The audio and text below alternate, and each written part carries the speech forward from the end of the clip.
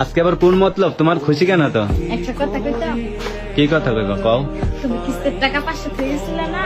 হ্যাঁ 500 টাকা দিয়ে 400 টাকা কিস্তি দিয়েছি, আর 100 টাকা ছিল না? তোমার লাগে একটা গেঞ্জি আনছি।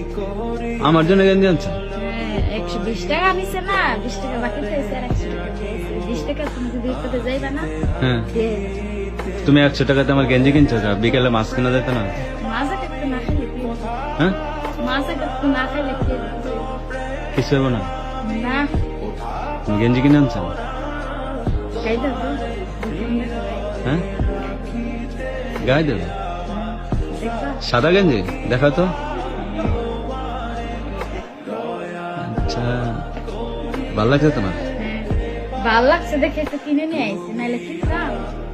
আচ্ছা দেখি দাও তো, গায়ে দাও দেখি। সুন্দর লাগে, সাদা জিনিস এমনি তো সুন্দর লাগে। তাই? আচ্ছা দাও।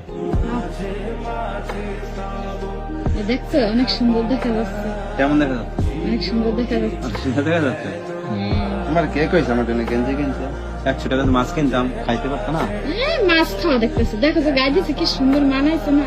এটাই তোমার হাসিটা আরো বেশি সুন্দর হয়েছে। এটাই কত মাছ খাচ্ছে, এটাই ভালো লাগছে। যাক, তোমার তো একটা বুদ্ধি হয়েছে তারপরে। কিন্তু তুমি এই কাজটা ভালো করো নাই, বুঝছো? কি ভালো করি নাই? আবার সময় এরকম গেঞ্জি কিনছো। হ্যাঁ? তুমি সবসময় জন্য শার্ট গায়ে দাও, এর লেগে তো একটা গেঞ্জি কিনে নিয়ে আসলাম।